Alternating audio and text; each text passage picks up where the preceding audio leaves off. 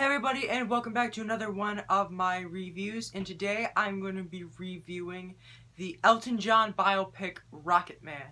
Now, to give you an experience about my experience with Elton John, I, of course, like many people, I was introduced to his music via The Lion King, and I had just fallen in love with the songs. They're really, really good, and with Elton's voice and Bernie's lyrics, they're just absolutely incredible songs.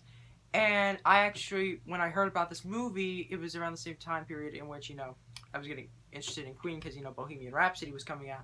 And then they made the announcement that, they're going to make an Elton John movie. And I'm like, why does that name sound so familiar? And then I looked at him and was like, oh, wait a minute, that's the guy who did the songs for Lion King. Oh, that is super cool. But, yeah, what is this movie sort of about? It's sort of the life story of Elton John. That's really all that I should mention. And it's being directed by Dexter Fletcher, who, as some of you may or may not know, Dexter Fletcher was actually the uncredited post-production director for Bohemian Rhapsody, because Bryan Singer, the original director, ended up getting fired, and then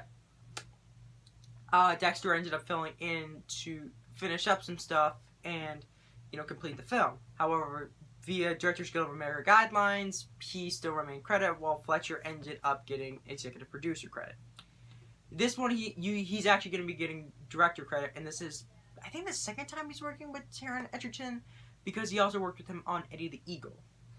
Now, when it comes to these sort of movies, there's always a formula to the biopics. It shows you the standard format about how a person ended up getting from the top. There's usually a price to pay. There's usually a lot of drugs. There's usually a lot of sex, which they do have in this.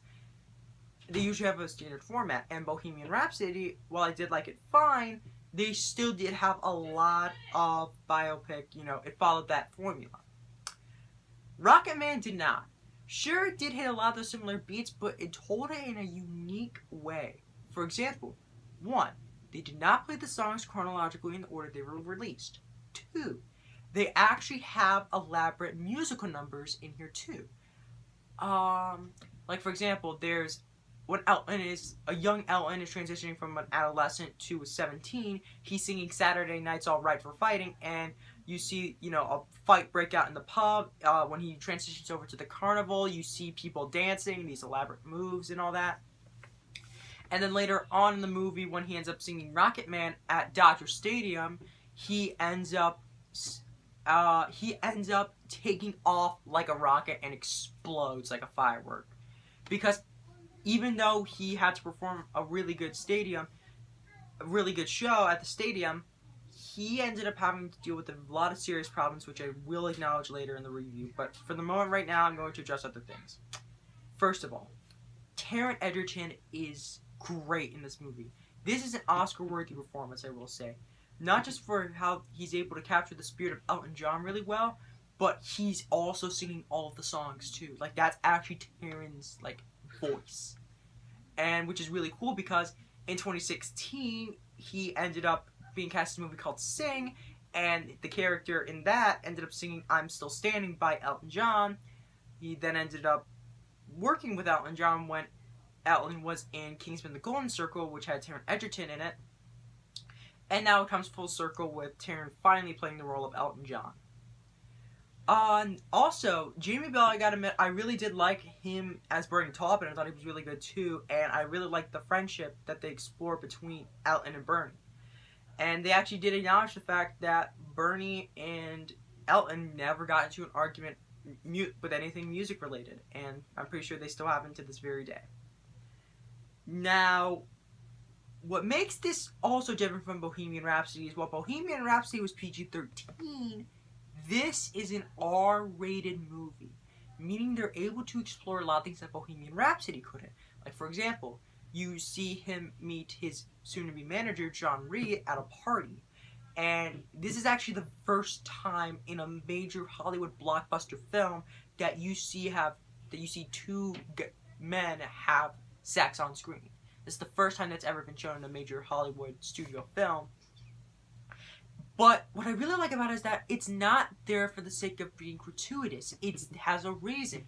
It shows the sort of decline that Elton has and sort of the power that Reed having over Elton's life. Like, as the movie progresses, Elton is just a complete wreck. He is just doing drugs. He's snorting cocaine. You see him when he's performing Benny and the Jets. He's in a club, and he's just a complete wreck because of what this man is doing to him. And not only that, but later on in the movie, he ends up taking a ton of prescription pills, and he downs them all with alcohol, and he says, "And for my next act, I'm gonna kill myself," and then he falls into the pool, and then that's when he starts seeing Rocketman. He sees a young version of himself down there, a young Reginald Dwight, because that's actually his stage name. Elton John isn't actually his real name, it's Reginald Dwight. And then he starts singing Rocketman, and then afterwards he ends up getting into the Dodger Stadium outfit, and then eventually that's when I mentioned that he would take off like a rocket and explode it. And not only that, but I also really like the frame narrative of how they told this too. Elton is at an Alcoholics Anonymous meeting because he realizes that he needs to get his life together, and him telling this story in an Alcoholics Anonymous meeting makes sense because we get an idea about why these musical numbers are happening, not for the sake of, this is sort of a fantastical way of telling his life, but also because this is how he is perceiving the story. These are his memories. It makes sense. And I also really like the use of "I'm Still Standing" at the very end, because it shows the fact that after everything that happened with Elton, he is still standing and he's getting better.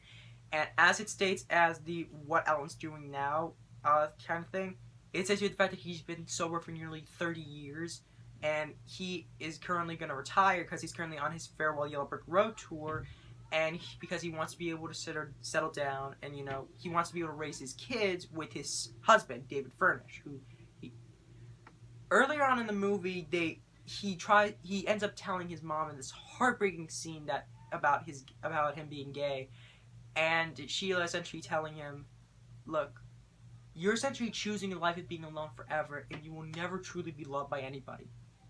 Not true. He did find true love, and that's really great for Elton.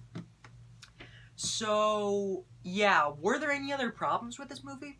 Well, there were a few pacing issues. Some scenes did drag out, and they did sort of brush over some stuff really quickly. Like, they did acknowledge the fact that Elton, for a while, he did identify himself as bisexual before he just became openly gay, and he was actually married to somebody else. I'm forgetting her name, but they at least mention it in the movie, but it didn't last long because, as Elton put it, he wasn't being true to himself, causing his wife to become very depressed and sad, and him just feeling guilty over it. So they end up divorcing.